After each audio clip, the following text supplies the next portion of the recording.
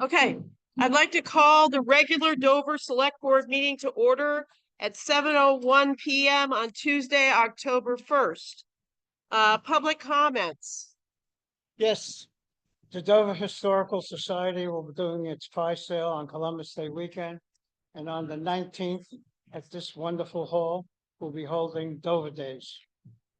It'll be in the paper as well as online for your information this week. Thank you, Dan. Anything else for public comments? Next, we have highway. We're going to discuss permitting process for underground pipes and wires on town roads. Travis. So just recently, a couple of contractors cut blacktop road completely across and put underground power in. No permit at all. And it took me quite some time to figure out actually who had done this. I had to go see Tabby to figure out who was obviously some construction work being done. She was able to point me in the right direction, and I figured out who, and they filled out a permit after the fact, but I just can't have that. You know, it's October and I got to cut all the way across my blacktop road. So I'm looking for ideas or looking for the board's support as to how we could move forward with some kind of penalty or repercussion for this, how we go about doing that. Tabby, do you have anything to say about that? I was stunned to hear that they had done this. I was just as upset as Travis was. You could see the steam coming out of my ears. Hold on. Keep going, Tabby. When a permit is applied for in this case, they were building a garage. If there is no new entrance, no new cut to the road, we don't have highway access or road access as part of zoning. I always direct them over to Travis to his highway access permit.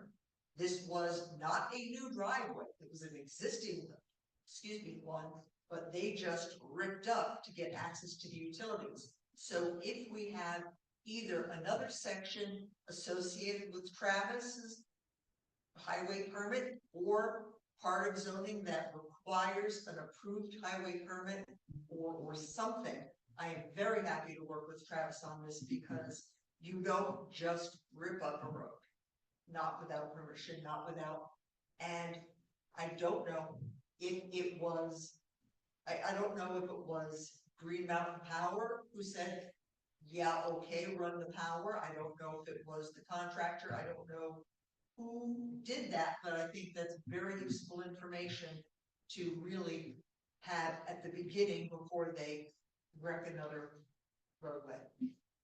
Okay. Joe. First and foremost, there shouldn't be any cuts across any of our roads without the authorization of anyone in our town. We have a permit process, do we not? I do not know why we're not bringing up the name of this individual right now, because there's no reason why we should not. He did something correct, not correct. So is there a reason why we're not saying why this individual is the one that did this? So both of the companies, one was James Sweeney Excavating. Okay, James Sweeney Excavating. The other one was Angelo Apollo's Builders. They're the ones that held the permit with Tabby. So one hired the other, and when I reached out to both of them, one said he should have got it. The other one said, I thought he was going to get it because he's the one doing the work. But meanwhile, the work was done. So that's and I don't know of any type of enforcement or penalty for this. I don't know if we've ever had this happen. That they both know. I've both given both contractors pipes and wires permits within the last, since I've taken over, in the last 5 years. So they know. It's not that they don't. Right. So Yes. Sorry, No, keep going. You're on. we need to come up with a resolution to this. I don't know what we can do via state statutes to come up with a resolution and a fix to this before the road gets worse before winter. They are gonna repave over it, correct, They are. Travis? Back in. It should be, Get mixed correct. you should be overseeing that. And you should be asking these two parties, in my opinion, what type of time you've spent with this and what type of restitution they believe they should pay. Because there should be something, because both parties were in the wrong. So if you don't feel correct on addressing that, or you think you have a number, I will have no problem addressing both parties about it to address it, but I can only do what we have, and I know Bobby's got his hand up, hopefully he's got a better answer for me. Let's take Bobby first. I think they should be responsible for 5 years. Well, whatever. So, And I think we need to do that in writing. We need to write a letter to both parties saying that, saying that we expect it to be repaved up to town standards with Travis overseeing the whole project. And if they do it again, say the town is looking to implement fines because of this. And basically they ruined it. You know, it was not a hard permit to get, but that we are very upset about this. And when Travis called me, he was steaming over this as yeah, this is just something we can't do. And particularly moving forward, as we move forward with a water system potentially, this cannot happen. There's underground sewer pipes. I mean, this was irresponsible. Reckless. Yes. And thought maybe they could get away with it being that it was kind of off the beaten path a bit. Tabby. Oh, yeah, hold on. Yes, Dan was asking. So I recall at least 3 meetings with Green Mountain Power where we specifically said to them, you can't do anything to the roads in the wintertime. And having power put into my house and so forth, before I dug up anything, the power company had to tell me whether I could do it there or not. And then you also check DigSafe to make sure you can do it. So I think the original complaint should also go to Green Mountain Power because they don't give power anywhere. And people just don't dig to a pole unless they know they can get power from it. So somebody from Green Mountain Power had to know that this was happening. It's good to inform them as well. I agree. Of access to their pole. But this was an underground service to the dwelling. So that's why a private contractor was the one that Did the dug. did it. Yes, and it wasn't Green Mountain, Okay. under their instruction. Yeah. They were aware because Green Mountain had come and run the conduit up their pole, and it was not tied to the transformer as of yet, but they knew a work order would sometime in the near future be by that power. Tabby.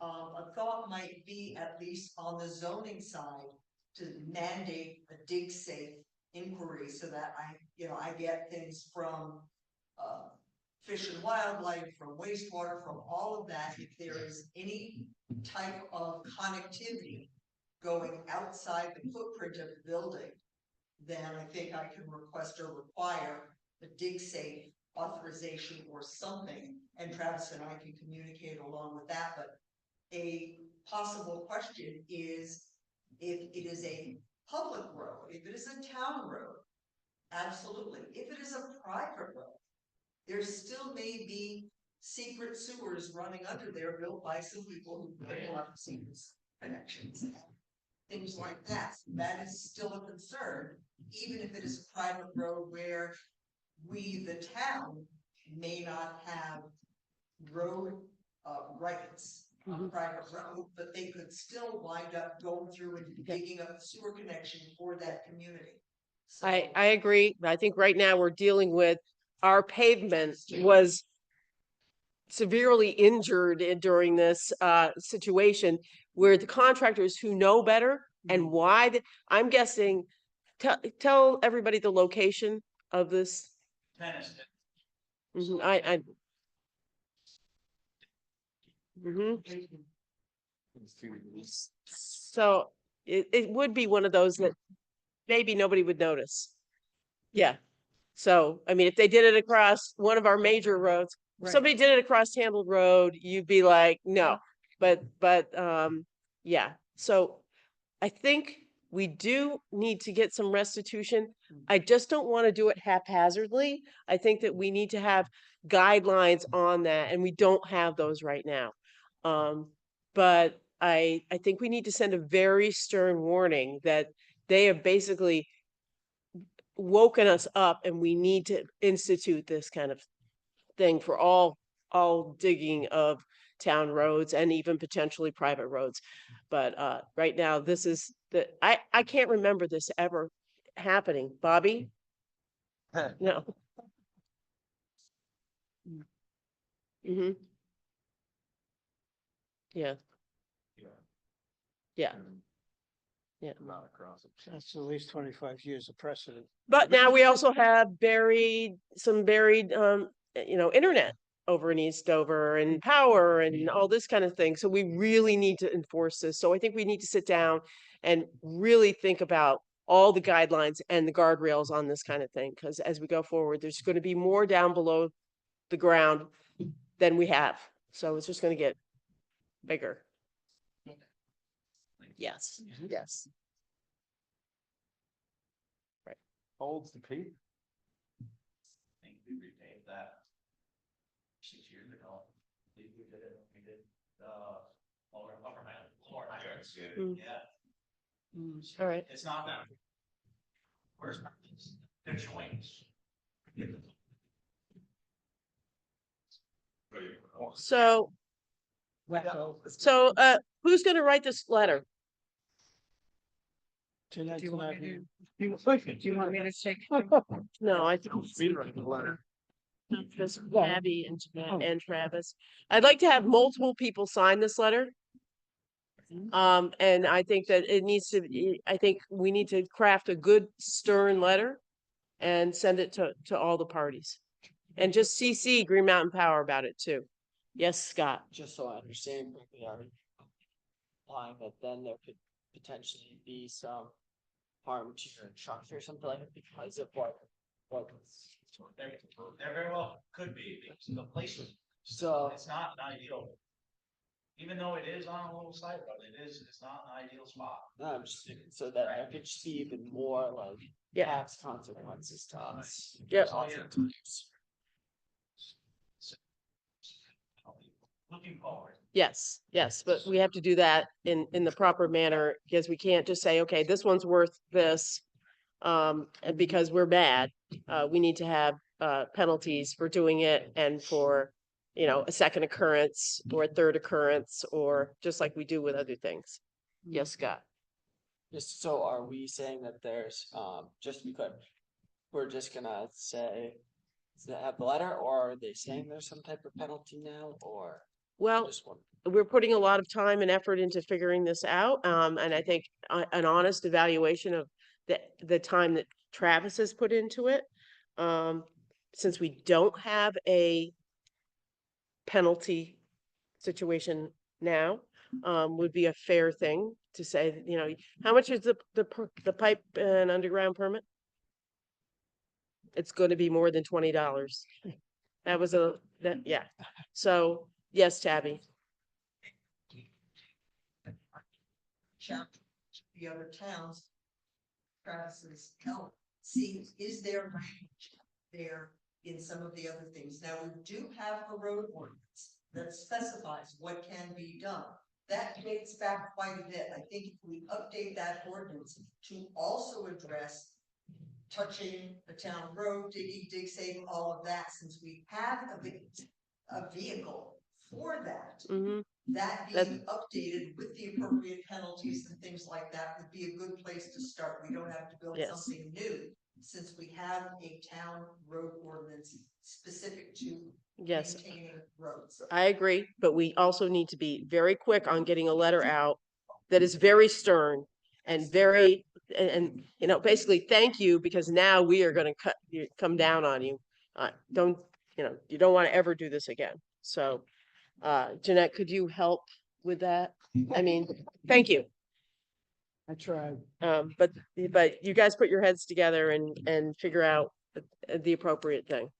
This fly is annoying. I think. Road fly. Are you good, Travis? Do you have anything else for us for highway?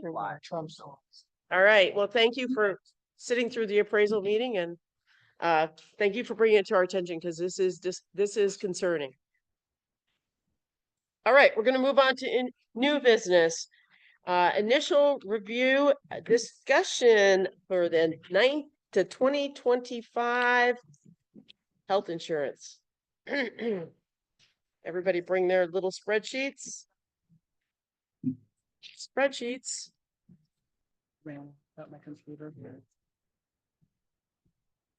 Basically, overview tonight. Obviously, we've been with Blue Cross Blue Shield for many years. Most recently with the silver reflecting. For 2025, the rates for that specific plan have gone up 23.10% over last year, which was amazing. That is the highest of all the plans. These are all. Than last year to this year, as far as what the difference would be if we stayed with that same plan. Just for example, what we have right now, the monthly totals for Blue Cross Blue Shield plan with the employees we have is $32,600. If we continue with it for 2025, that monthly total would go up to $41,400 a month, which is an increase of over $7,000 to cover the 21 our plan. I also compared it with MVP, which you saw that as well. They were comparing Blue Cross to MVP for 2025. There's a difference of about $5,600, a decrease if we went with MVP. Per month. Per month. So it's just, so Staying with that same silver reflective plan. The plans we put- So something like that, 2,000 a month. So the yearly total per Jeanette's calculation on our current staffing for Blue Cross Blue Shield next year will be $496,846. If we went with MVP, it's $429,615, a savings of $67,200. and the What is plans are pretty much identical. They are. So that my thing is, I don't know any differences in, because of the way the state has done things. Obviously, it'd be a different administrative type of thing. The other thing too, as a town, to look at numbers too. Sorry, Vicky, I'm just talking. You're okay? I didn't. I'm okay. Have been self-insuring our HRA. We should probably look at possibly going with the bronze. If we've had a good run with the numbers, that we could also save the town some more money by self-insuring ourselves a little bit more. So those would be some options to look at, or possibly going with the bronze plan with Blue Cross Blue Shield, as opposed to changing if those numbers were to work. I think the big thing is how much more we pay out of pocket on the HRA side. That we would be on the risk for, but if I was, and I say this as an actuary, as we've done this over the last X amount of years since we did this when Randy Turk was here, I think we've done really well with our, self-insuring ourselves as opposed to Yeah. paying for the higher plan. I agree, but I'd like to see where we are with those numbers this year and Right. where we're trending with the Totally the agree. HRA expenditure. Because honestly, if it's trending a lot higher, this gold standard plan all in is only is much less than the silver. The silver, you would think it would be, The you know, other way around. platinum, gold, silver, and then bronze, but it's really kind of not that way at all. The silver plan is, it could be less expensive. So the piece of the puzzle that we also need is the HRA funding and the expenditure. I can absolutely positively sure that if we run the numbers correctly. And just knowing what I know about the insurance industry, going with the gold plan. We would have to have. At least up to a 75 to 80% use of our HRA plan, which I'm pretty sure. Okay, so that's the kind of thing that isn't reflected in these just standard numbers. Well, they are kind of reflected. It's a lot of putting stuff together. It is kind of reflected in those two comparisons back and forth on some of the forms. I looked at them for about an hour on the train and I don't want to look at them. Well, this is just a first look at it, but I mean, I think that with the exorbitant increase in this, I mean, I've never heard of 23, and for budgeting purposes, we also need to not just budget 5 or 10% for the next year. We probably need to be looking more in the teens. So because budget time's coming up. But everybody get their heads around it, and we really need to look into differences between Blue Cross Blue Shield and MVP. And we really honestly did. And we have been on MVP in this town before. Years ago, we had MVP. So I think we just need to really dig down into the numbers and what it does serve and doesn't serve. They're a more regional thing, but for my son went to college in Chicago and played football, and they covered him.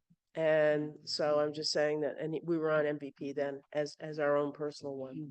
So people will say, oh, they're not regional. They may have you may have to change doctors or not. I don't know. Yes.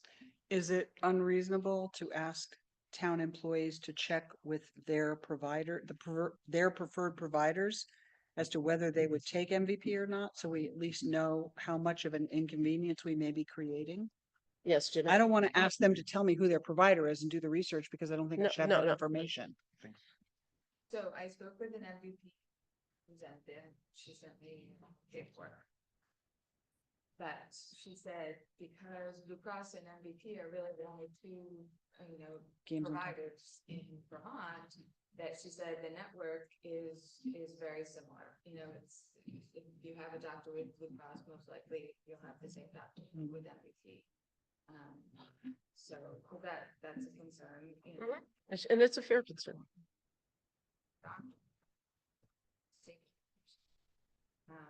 That could be an issue. The only other thing that I noticed too, that the deductibles and the max out of pockets for both plans are the same. So, After the state. start with the HR. And I don't know how, changing over to a new provider, what that entails paperwork. So. Yeah, I'm sure. So that's, I guess, for the next meeting, maybe you can talk to the administrator at MVP and ask them, how difficult is it gonna be for us to split it? I bet you They're going to tell you. do it all for you. They want the money. They're going to tell you. Okay, so again, these are things people should really put I hope everybody studied these spreadsheets. It's a little overwhelming, Breaks my brain. and it's not going to get better for the next fiscal year either. So it's frightening, actually. I don't know how the Green Mountain Care Board felt that this was an appropriate amount, because they have to keep affordable. Huh? That huge amount of increase. Is that just? And why it's on small groups? It's not the individual plans are not gonna go up this amount. So, we will be revisiting this multiple times, I'm sure.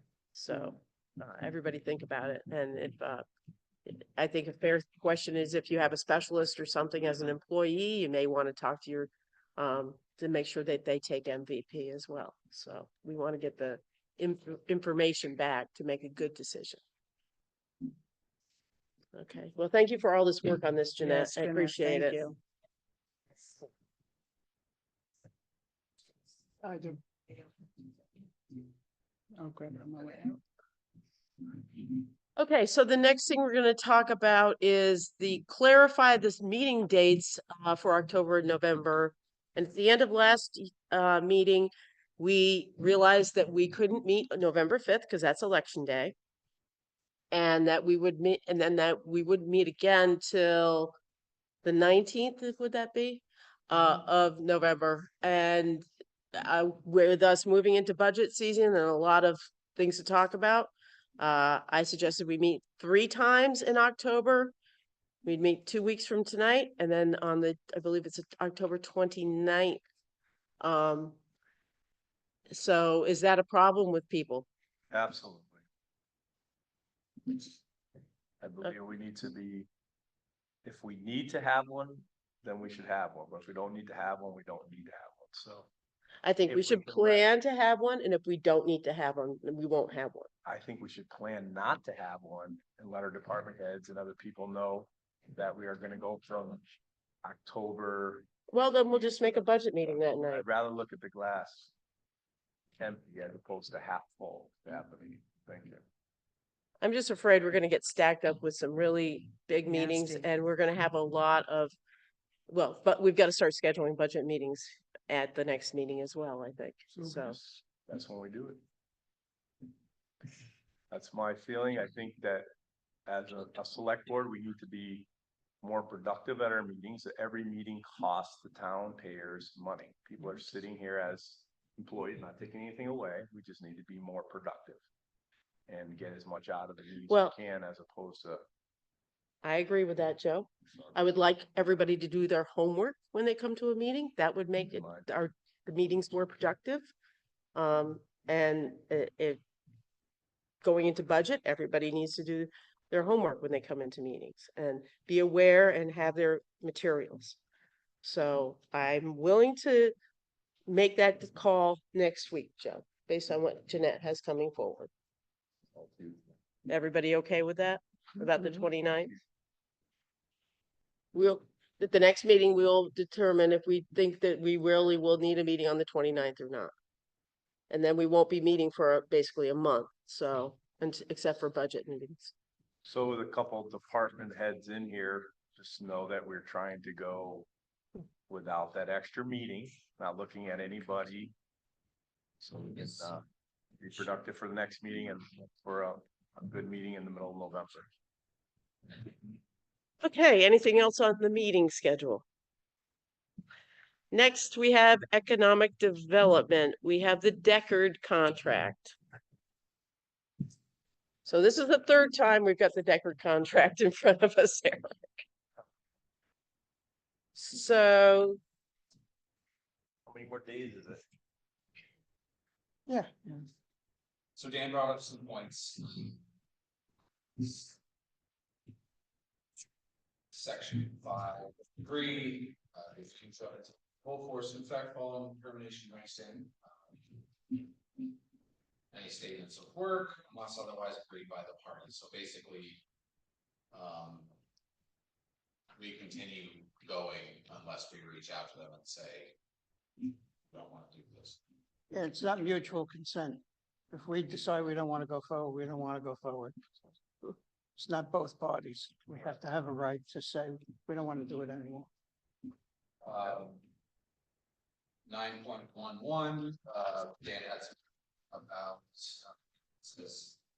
Deckard shall perform all services in a competent, professional, workmanlike manner in accordance with the governing SOW and any applicable industry or professional standards. Basically, they're just saying that they themselves to the highest standards. There is no document providing set professional standards, but just that they're they agreed to be as professional as possible based on his scope of employment. And then Dan's final question, in section 14, it says this agreement and all disputes relating to this agreement shall be governed by the laws of the state of Massachusetts. That was a typo. Dave is from Massachusetts. So he put Massachusetts. He sent me a copy today that says Vermont. Oh, okay. Right.